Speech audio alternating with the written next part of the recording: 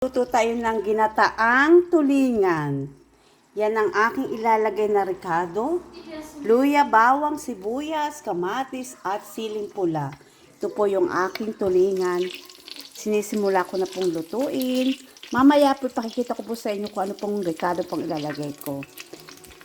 Inyo pong panoodin at tingnan nyo ang pagluluto ni Aling Lucing. Lagyan natin ang bawang. Ito muna si bawang. Yan ang ating bawang. Bango. Grabe. Lagay natin ang ating luya. Luya. At ang sibuyas. Lagay na po natin ang sibuyas. Yan.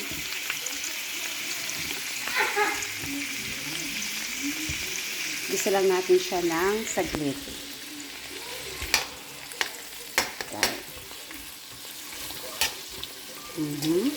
Kamatis. Gisa-gisa.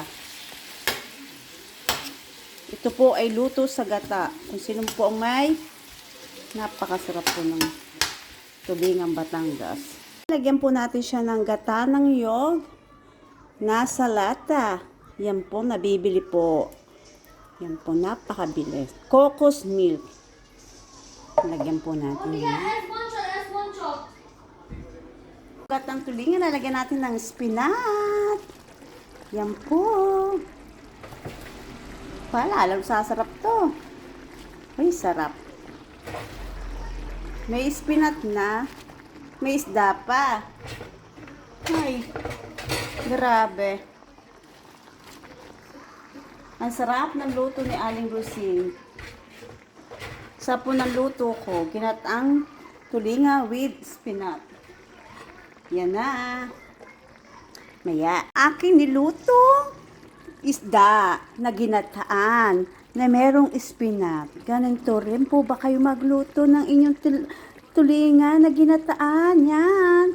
Mamatimatika na ang ating sabaw. Ang sarap po niya. Naku po, talaga mapaparami ang kain ni Aling Lucing. Hindi mapigilan ang pagtaba.